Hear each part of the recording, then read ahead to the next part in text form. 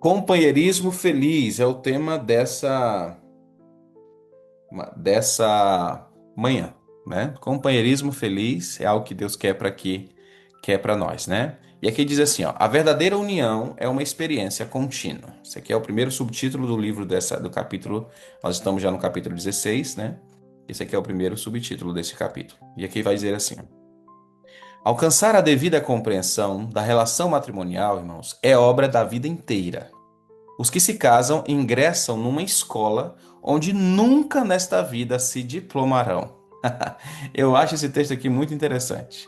E diz aqueles que se casam, eles vão entrar numa escola onde nunca vão receber o diploma, nunca nesta vida. Por quê? Porque todo o tempo nós estaremos num processo de aprendizado. Lembro-me de um distrito que eu passei, que nós realizamos ali um culto, desculpa, um encontro de casais. E tinha ali um senhor que ele não participava de jeito nenhum daquele encontro de casal.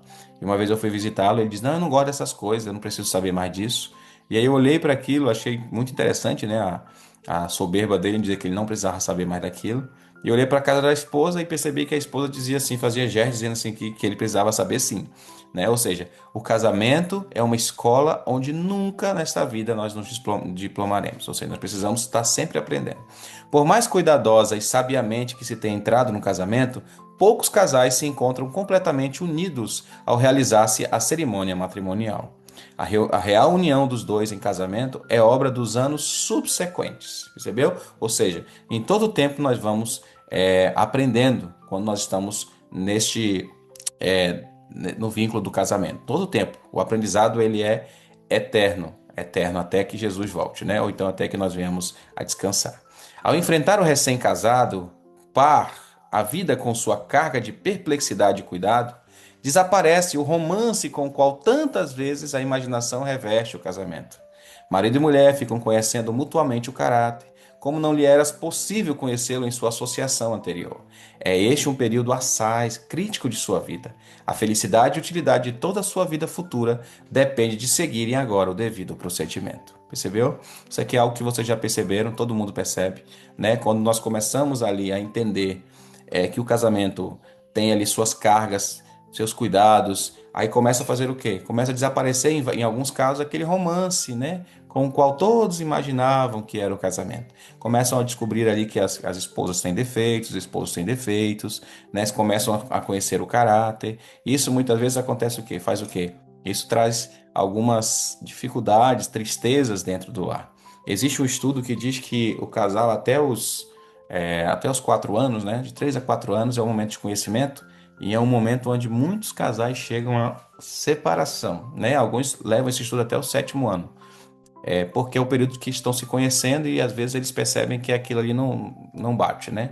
Ou seja, eles entendem que aquele casamento não vai dar certo por causa de alguns defeitos de caráter e personalidade do cônjuge. Então, é esse momento que o casal ele vai se conhecendo e vai percebendo ali que não é aquele mar de rosa, não é aquele romance todo que ele imaginou. Então, o que acontece? Muitas vezes descobrem no outro fraquezas e defeitos insuspeitados, mas os corações que o amor uniu descobrirão também excelências até então desconhecidas. Que todos que procuram descobrir as virtudes e não os defeitos, que todos possam procurar, né? Descobrir as virtudes e não os defeitos do cônjuge. E muitas vezes é a nossa própria atitude, a atmosfera que nos rodeia, o que determina aquilo que o outro nos revelará. Percebeu isso aqui? Ou seja, nós muitas vezes, ao invés de olhar para como é que eu posso falar? Buscar as virtudes do nosso cônjuge, a gente só procura o quê? Os defeitos. Olhamos apenas para os defeitos. E isso, irmãos, tem a ver também com a nossa própria atitude, a forma como nós observamos as coisas, a forma como a gente analisa todos os detalhes. E isso vai revelar se na nossa atitude nós vamos mais procurar defeito ou procurar mais virtudes nas pessoas que está, na pessoa que está conosco, né? No nosso cônjuge. Aqui diz, ó, seja o amor provado e experimentado. A afeição poderá ser clara como cristal e formosa em sua pureza, e, contudo, ser superficial por não ter sido provada nem refinada. Percebeu? Fazei de Cristo em tudo o primeiro, o último e o melhor. Contemplai-o, irmãos, constantemente, e à medida que se for submetendo à prova, vosso amor a ele se tornará dia a dia mais profundo e mais forte. E ao crescer vosso amor a ele, também vosso amor mútuo há de crescer, aprofundar-se e fortalecer-se. Amém? Aqui diz que nós precisamos, irmãos, não ter um amor superficial. E quando é que o amor é superficial? Quando nós não conseguimos lidar com as provas dentro do lar. Quando dentro do nosso relacionamento, as provas, ao invés de refinar e nos tornar mais firmes, mais fortes, o que ela faz? Ao invés de fazer isso, ela faz é destruir. Infelizmente, irmãos, tem muitos casais que se separam porque não conseguem lidar com as provações dentro do lar. Eles não conseguem lidar com as características do cônjuge, não conseguem lidar com o caráter do cônjuge e faz o quê? E o casamento desmorona. Qual que é o conselho aqui? O conselho é que nós possamos contemplar a Cristo todo momento no nosso casamento.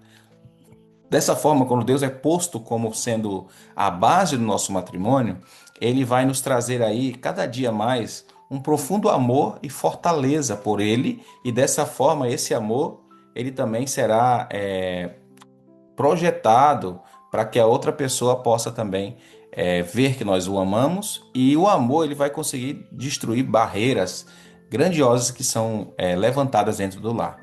Eu acredito que quando tem o verdadeiro amor dentro da casa, por mais lutas e provas que vá acontecer, o amor vai vencer. No final, o amor vai vencer. Tem essa frase, né? É até usada aí de uma forma, enfim, de outra forma aí, mas aqui, falando da palavra do Senhor, o amor ele vence porque ele faz o quê? Ele fortalece o matrimônio. E o amor verdadeiro nós sabemos quem é. É Deus. A Bíblia diz que Deus é amor. Então, quando Deus está na nossa casa, no nosso lar, pode acontecer o que aconteça. Pode passar por provas, mas as provas elas não vão servir para destruir, sim para fortalecer. Embora possam surgir dificuldades e perplexidades, nem o marido nem a esposa abrigue o pensamento de que sua união é um erro ou uma decepção. Resolva cada qual ser para o outro tudo o que é possível. Continuai as primeiras atenções, irmãos. De todos os modos, anime um ao outro nas lutas da vida. Procure cada um promover a felicidade do outro. Haja amor mútuo, mútua paciência também. Percebeu? Então, irmãos, eu não sei como é que está o seu casamento, mas eu posso te falar. Se caso estivesse tendo problema no teu casamento, dificuldades, que você não abrigue nos seus pensamentos, irmãos, que aquilo ali é um erro, que aquilo é uma decepção. Não faça isso. O que você tem que fazer? Procurar todas as formas suficientes e necessárias e possíveis para que o amor continue aumentando pela pessoa que você escolheu para a sua vida. E que você entenda que Deus pode restaurar esse matrimônio, pode restaurar, ele tem poder para isso. Né? Anime o teu marido ou a tua esposa, né? Procure promover a paz, a felicidade um do outro, que possa haver amor na sua casa, paciência na sua casa. E uma das coisas que faz com que os casamentos cheguem a um nível de estresse absurdo e a pessoa queira se separar é justamente a paciência, né? Muitos não têm paciência para esperar a transformação, muitos não têm paciência com a personalidade do cônjuge, e aí, meu amigo, começam as brigas, as dificuldades. Então, qual é o conselho? Que nós tenhamos amor um pelo outro. E o amor tudo suporta, vai dizer o livro de 1 Coríntios, capítulo 13. O inimigo procurará provocar separação. Esse é o desejo de Satanás, né? Procurar separar os casais. Ele vai dizer assim, ó, Satanás está sempre pronto para tirar vantagem quando surge qualquer ponto controvertido, e pondo em movimento os objetáveis traços hereditários de caráter do marido e da mulher. O inimigo, ele quer fazer o quê? Ele quer inflamar. Ele quer apertar naquele calo. Ele quer mexer para que aquele negócio que às vezes é pequenininho se torne ali algo gigantesco dentro do lar. Ele quer fazer com que você olhe para os defeitos de caráter do seu cônjuge. Ele quer que você pegue os traços hereditários que tem, por exemplo, os traços de uma mãe, de um pai que muitas vezes não tinha sabedoria, e aí ele quer fazer com que você, marido, olhe para isso e comece a fazer o quê? Rejeitar a sua esposa ou seu esposo por causa desses traços de caráter. O que que ele faz? Ele procurará levar à separação os que uniram seus interesses em solene concerto diante de Deus. Você vai lembrar que o estudo de ontem nós falamos sobre as promessas solenes, aquela que você faz diante do altar, né? Quando você foi casar, você aceita sua esposa e dá não sei o quê, na morte, na doença, na felicidade, tudo, aí você diz sim. Pois é, aí quando começa a primeira briga, a primeira provação, aí o que que acontece? Ele diz, não, eu falei aquilo, mas eu falei da boca para fora. O inimigo quer que você faça isso, entendeu? Mas o que que nós temos que fazer é cumprir com esses votos solenes e entender que o inimigo vai tentar de tudo para destruir teu casamento. Mas você pode ter sabedoria, buscar em Deus. Deus pode ser a base e com certeza esse casamento pode ser restaurado. Aqui diz assim, ó, no voto matrimonial prometeram ser um, comprometendo-se a esposa a amar e obedecer ao marido, este prometendo amar sua esposa e tratá-la com carinho. Se a lei de Deus é obedecida, o demônio da contenda será conservado fora do lar, e não ocorrerá separação de interesses, nem será permitida alienação das afeições. Irmãos, eu quando li esse texto aqui ontem, eu até falei para minha esposa, assim que eu termino o estudo com vocês aqui, eu já escrevo o estudo do próximo dia. E na hora que eu estava lendo, isso aqui me alegrou tanto, esse texto me alegrou tanto. E você vai dizer, mas por que, pastor? Ele está falando que o inimigo ele separa. Inicialmente fala sobre isso. Mas depois você vai dizer o seguinte: vai dizer assim, ó, se a lei de Deus é obedecida, aí olha o que ele vai dizer agora: ó, o demônio da contenda será conservado fora da tua casa, fora do teu lar. Irmão, isso aqui me alegrou demais. Me alegrou muito, irmãos. Por quê? Porque se nós somos fiéis a Deus e colocamos os conselhos, as orientações divinas em nossas vidas, nossa família, aqui dá certeza que na nossa casa, no nosso lar, o demônio vai ser expulso, vai ficar lá fora. Isso aqui é maravilhoso, você ter certeza disso. Porque se tem uma coisa que, infelizmente, está acontecendo em muitos lares, é a presença, ao invés dos anjos de Deus, é a presença dos demônios. Por quê? Porque dentro daquele lá estão fazendo o quê? Estão, de alguma forma, atraindo a maldição e os problemas para dentro de casa, né? Com pensamentos iníquos. E eu vou usar esse objeto aqui, ó, que você já conhece, o celularzinho, e muitas pessoas estão utilizando o celular para trazer problemas e maldição para dentro da casa, vendo coisas que não presta, conversando com pessoas que não devem conversar, fazendo aí concertos e acertos e alianças com quem não deve ser feita, porque o inimigo aproveita-se da sua fraqueza para trabalhar e fazer aquilo. Ele vai começar a você olhar para fora e achar defeito dentro de casa. Existe uma frase que diz, né, o jardim do vizinho é sempre mais verde do que o nosso. Aí o que acontece? Você começa a olhar para as pessoas lá de fora e começa a ver ali as vantagens, ver ali as qualidades, e aí você percebe ali, opa, na minha casa tem muito defeito, a minha esposa já não está mais bonita assim, o cabelo dela já não está bem tratado. Aí você olha para o irmão, olha, o marido ali, o homem ali tá melhorzinho, o meu marido já está muito buchudo, e aí começa a procurar defeitos dentro de casa, que é o que o inimigo quer que você faça. E aí acontece o quê? As contendas. Começa as contendas. E quando começa a contenda de casa, irmão, aqui vai dizer que é o demônio da contenda que está dentro do lar. Já pensou? E eu, quando olho para isso aqui, eu digo, misericórdia, tá repreendido, né? Mas aqui dá a certeza para nós que se a lei de Deus é obedecida, o demônio da contenda vai ficar do lado de fora da nossa casa. Amém, irmãos? Que esse seja o pensamento que nós tenhamos todos os dias, para que ele fique longe mesmo, que ele não entre na nossa casa, que ele não venha destruir a nosso paz, nossa harmonia. Conselho a um casal que é voluntarioso, aqueles casais que gostam de ficar reclamando, gostam de ficar falando demais, né? Diz assim, ó, nem o marido e nem a mulher devem buscar dominar. O Senhor estabeleceu o princípio que guiará este assunto. O marido deve amar a mulher como Cristo amou a igreja, e a mulher deve respeitar e amar o marido também. Ambos devem cultivar o espírito de bondade, resolvidos a nunca ofender ou prejudicar o outro. Não procureis obrigar o outro a proceder como você deseja. Não podereis fazer isso e ao mesmo tempo conservar o amor mútuo. Percebeu? Então, nem o marido nem a mulher devem buscar dominar dentro de casa. Muitas vezes, irmãos, o que acontece? Muitos querem conservar o amor fazendo o quê? Obrigando a outra pessoa a fazer aquilo que ele deseja. Então não tem como, não tem como. O próprio Deus deu para nós o livre-arbítrio, né?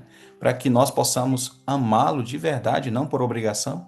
Então, dentro do casamento, tem a mesma situação. Que você possa se sentir amado pela sua esposa e você possa se sentir amada pelo seu esposo, né? E que vocês cultivem o espírito de bondade, né? E não ficar ofendendo um ao outro.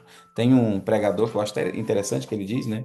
Ele diz que quando o casal se casa, e eles começam a trocar ali gestos de carícia, de carinho, começam a chamar animais pequenos, né? Você já viu essa mensagem? Ele diz assim, que no início é meu passarinho, começa a falar animais pequenos, né? Minha florzinha, é meu gatinho, minha gatinha. Aí depois que já estão casados, né? Aí já começa a chamar de animal grande, sua égua, seu boi, né? Sua vaca. Ele fala sobre isso. E aí, isso vai fazendo o quê? Vai ofendendo. É uma ofensa um ao outro, né? Sua anta e coisa mais assim que vai utilizando, utiliza muitos casais. E ao invés de trazer bênçãos, traz maldição. A Bíblia vai dizer para nós que a nossa boca, ela tem um poder de abençoar ou amaldiçoar, né? Quantas vezes o inimigo usa a nossa boca, a nossa língua, para trazer maldição até mesmo para nossa casa, né? Quando nós ofendemos o nosso esposo, ofendemos a nossa esposa, ofendemos os nossos filhos, nós temos que ter sabedoria nisso daí. E o inimigo aproveita para inflamar todos esses pontos. Então, não tem como ter felicidade se nós estamos querendo obrigar a outra pessoa a proceder como nós queremos, nós desejamos. Manifestações de vontade própria destroem a paz e a felicidade do lar. Não permitais que a vossa vida conjugal seja de contenda, irmãos. Se o permitirdes, sereis ambos infelizes. Sede bondosos nas palavras e delicados no trato, renunciando a vossos próprios desejos. Vigiai bem as vossas palavras, pois exercem influência poderosa para o bem ou para o mal. Não permitais aspereza alguma da voz. Trazei para a vossa vida conjugal a fragrância da semelhança de Cristo. Amém? Então, aqui diz que quando nós manifestamos a nossa vontade própria, isso vai destruir a paz e a felicidade do nosso lar.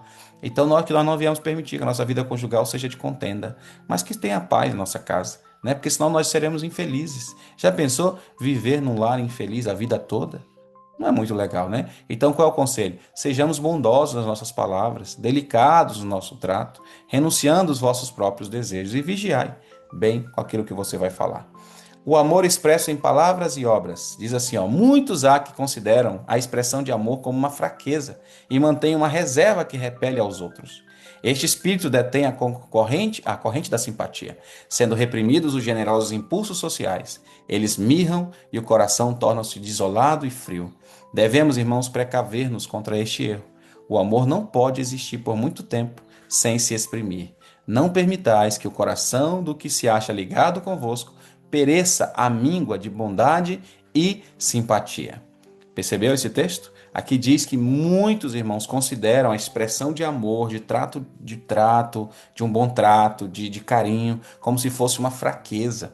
E muitos tratam deste assunto até mesmo com desdém. Algumas pessoas não querem demonstrar amor pela esposa, carinho, porque acham que fazendo isso vão perder o respeito da esposa. E o respeito que eles acreditam ter é o respeito do domínio, é a questão do domínio, de dominar e tratar ali com muita aspereza, né? Com muita dureza a esposa, né? O esposo acontece também, em alguns casos, de a esposa também tratar o marido dessa forma. Então é muito complicado, é muito complicado. Uma vez eu vi um vídeo na internet que eu achei interessante, eu não sei de onde eles tiraram, acho que foi de uma telenovela, alguma coisa assim, que o homem chegava, nos tempos passados, né? Chegava com a esposa e ela queria demonstrar ali algum tipo de amor, alguma coisa, e ele dizia assim, eu não quero saber de nada, eu só quero hoje, se prepara que eu vou te usar, algo assim.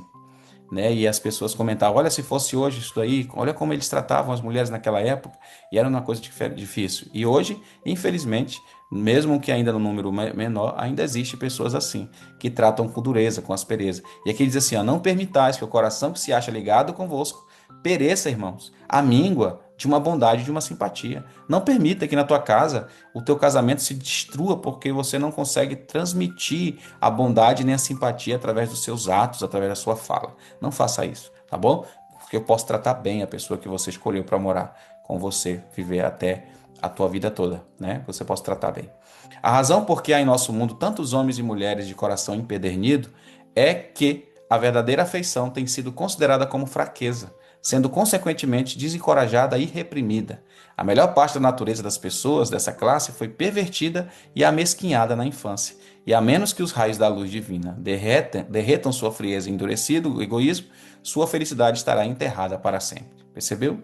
Então aqui está falando que, infelizmente, devido à dureza de muitos casais, pelo que aprenderam na infância, isso tem estragado, enterrado a felicidade de pessoas para sempre. Porque um gesto de amor, irmãos, faz toda a diferença. Um gesto, uma fala, faz toda a diferença.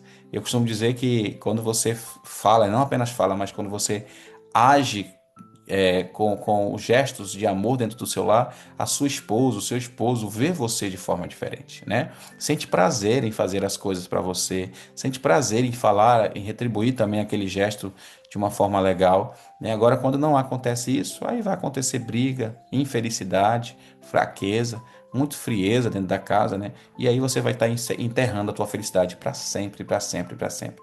E que cruel é ver um casamento infeliz. É muito difícil. Pequenas atenções têm o seu peso.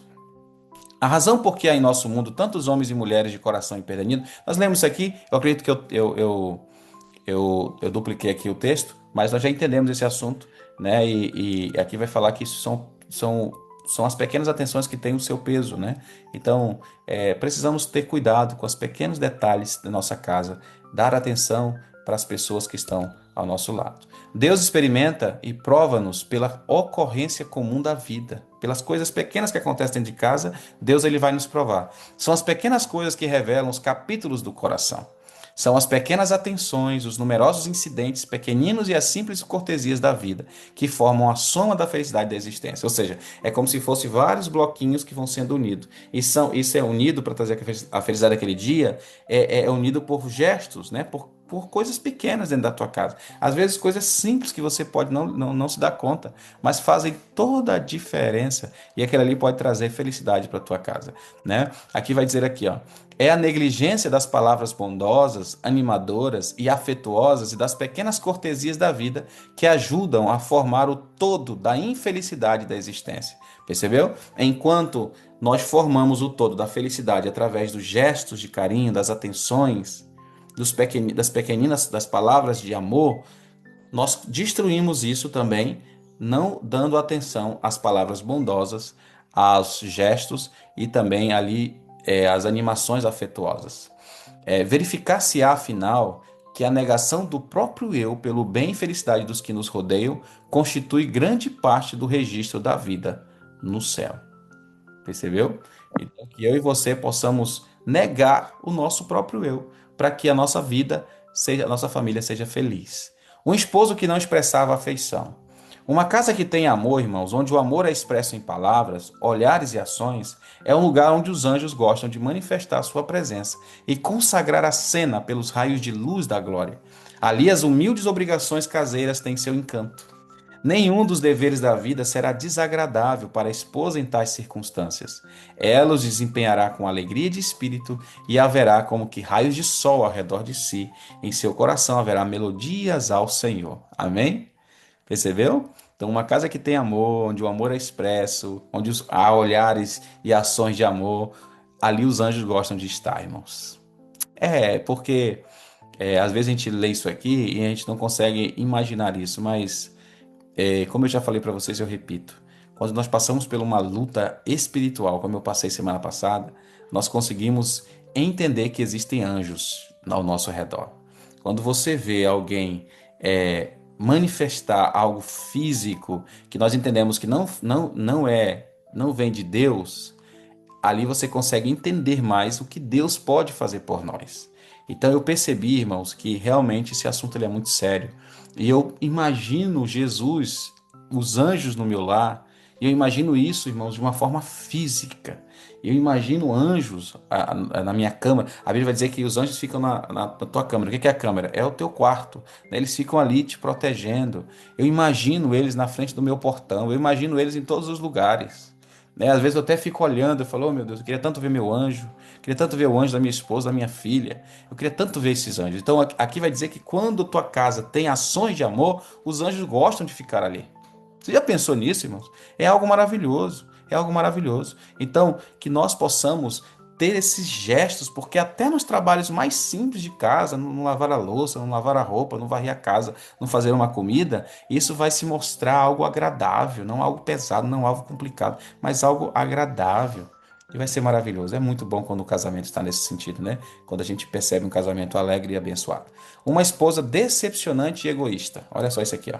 O caráter moral dos que se unem em casamento será degradado ou elevado nessa união. E a obra de deterioração, irmão, consequente de uma natureza baixa, decepcionante, egoísta e incontrolada, começa logo após a cerimônia matrimonial.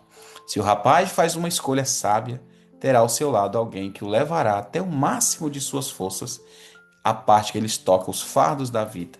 Alguém que o enobrecerá, enobrecerá, desculpa, e refinará e fá-lo-á feliz em seu amor. Amém? Então, esposa, que você não seja egoísta, que você não seja uma pessoa que tem a natureza baixa. E eu tenho que lidar com vários assuntos de casamento, inclusive esses dias eu recebi uma informação muito pesada, né? De uma esposa que tentou até contra a vida do esposo, né? Com facas e outras coisas mais. Muito duro essa informação pra gente, né? Então, assim, é muito complicado que você possa, cada dia, ter o caráter de Cristo formado em você, né? E que as suas forças sejam usadas para as coisas positivas dentro do teu lar, que o egoísmo seja jogado por terra na tua casa, tá certo? Porque senão isso só vai trazer infelicidade, vai trazer prejuízo, brigas, contendas. E aí, irmão, você vai estar enterrando a tua felicidade que você deveria ter dentro de casa.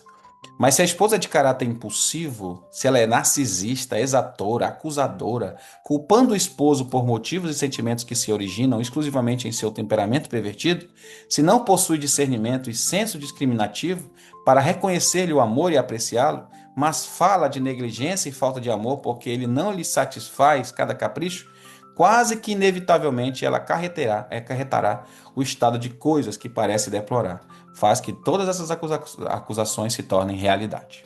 Percebeu? Então, se a esposa tem todas essas características aqui, ó, ela vai acreditar naquilo que ela está acusando o marido, e aí, realmente, o casamento não vai dar certo. Vai ser um desastre, vai trazer muitos prejuízos e possivelmente acontecerá o que Deus não quer, que é o divórcio e a separação. Percebeu? Então, que eu e você possamos ter sabedoria em lidar com tudo isso daqui. Se você que é esposa ou esposo está lendo isso aqui, leia e coloque no seu coração para que você não tenha nenhuma desses traços de caráter e também não venha alimentar esse tipo de característica na sua vida. Não seja impossível, narcisista, acusador, sempre acusando o outro. Não faça isso, né? E que Deus possa continuar te abençoando. O amor mútuo e a tolerância que serão recompensados. Homens e mulheres podem atingir o ideal de Deus a seu respeito, se tomarem a Cristo como seu ajudador. O que a sabedoria humana não pode fazer, a graça de Jesus realizará pelos que a ele se entregarem em amorosa confiança. A sua providência pode unir corações com laços de origem celestial. Amém? Então, queridos, mesmo que nós sejamos falhos, pecadores, mesmo que nós sejamos aí, precisamos aprender muito. Se nós atentarmos às orientações divinas de Deus, buscarmos o ideal de Deus, Deus pode ser o nosso ajudador. E mesmo que a nossa sabedoria humana não consiga alcançar algumas coisas, Deus nos fará alcançar. Essa confiança que nós precisamos ter em Cristo pode resolver muitos problemas e a providência divina poderá unir os nossos corações com laços de origem celestial. Amém? Que o teu casamento seja uma bênção, que o teu casamento seja restaurado, que na sua vida, no seu lar, haja sabedoria e que cada dia que passa, que você continue estudando esse livro, você possa fortalecer mais esses laços matrimoniais que existem dentro da tua casa. O apelo de hoje é: Senhor Deus, quero ter um lar feliz. Abençoa meu lar, me dê sabedoria e que teu Santo Espírito me molde diariamente. Vive em mim e no meu lar. Que esse seja o desejo do seu coração. Esse é o desejo do meu coração e que todos os dias possamos buscar aprender mais de Cristo Jesus. Amém? Vamos orar? Amém. Oremos. Maravilhoso Deus e eterno Pai, obrigado, Senhor, por cada ensinamento dessa manhã. Nos ajuda, Senhor Deus, sermos pessoas que dentro do nosso lar possamos, Senhor Deus, manifestar palavras bondosas, gestos de amor e não, Senhor Deus, palavras que sejam reprováveis aos teus olhos. Nos dá sabedoria para lidar com os problemas familiares. Nos dá sabedoria para tomarmos boas decisões. Nos dá sabedoria para amar o nosso cônjuge. Cura, Senhor Deus, a nossa vida. Aqueles que ainda não são casados, Senhor Deus, dá sabedoria na hora de escolher, para que, Senhor Deus, no momento de escolher o esposo, escolha ou a esposa, possa fazer as escolhas corretas, porque isso dependerá a saúde mental, física e espiritual dessa pessoa, e isso dependerá também a felicidade dessa vida. Pai, abençoe que nós não venhamos enterrar a felicidade com os nossos gestos em casa, mas pelo contrário, que nós venhamos aumentar, sermos felizes verdadeiramente com a pessoa que nós escolhemos e que o Senhor colocou diante de nós. Abençoe cada família que está aqui representada, restaura cada matrimônio e cuida de cada um de nós, em nome de Jesus. Amém. Amém. Amém, pastor. Povo abençoado do Senhor, Amém, Senhor. oro para que essa mensagem tenha encontrado espaço no seu coraçãozinho, Amém. Amém. na sua câmera para a gente tirar aquela foto linda. Hoje a criança dormiu, não está se escutando. Hoje ela dormiu. Ela veio no quarto, né? Vamos lá. Vou tirar a primeira foto aqui. Os três e. Deixa eu tirar a segunda agora. Vamos lá para a segunda foto. A minha irmã tá aí também, glória a Deus. Vamos lá. Amém. Você está vendo aí, pastor? Minha filha? Testemunho de nossas orações. Amém, né, Sueli? Milagre. Felicidade. Dá vontade de chorar de felicidade. É benção, Feliz. é benção. Se tem uma coisa que Deus se agrada em ouvir, é a oração das mães, né? Então, orem. Amém. Nossa, né? Existe uma Mãe e nossa, todo mundo junto. verdade. Existe uma promessa, né? Que eu acho que eu já li para vocês, que está aqui no livro Já. Eventos Finais. Diz que quando chegar nos últimos dias, nós iremos, as mães, né? Irão ver ali a coroa da cabeça e apontando para as mães, as orações que as mães fizeram, que eles possamos continuar orando pelos nossos filhos. Eu tenho certeza que daqui a uns dias a bênção sendo contada aqui nesse grupo, continuando sendo contadas aqui nesse grupo, e nós somos felizes Amém. das bênçãos que Deus. Povo de Deus, um excelente dia para vocês. Orem por mim, vou fazer uma viagem e Amém, Senhor. temos aí. Amém, Graças a pastor. Deus, que Deus o acompanhe, que Deus o guarde. Bom dia, pastor. Feliz viagem. Que tudo vai dar certo. Aliás, já deu certo, em nome de Jesus. Amém, socorro. Deus seja Amém. louvado. Deus lhe abençoe, guarde, proteja, livre do mal. Amém. Amém. Um abraço na criança aí, pastor. Bom dia. Tudo de bom. Bom dia. Bom dia, pastor. Que Deus abençoe sua viagem. Obrigado. Também a Gislaine, só lembro do pastor e a Gislaine lá no cantinho. Aqui, ela que É manda em porque mim, ela que manda em mim.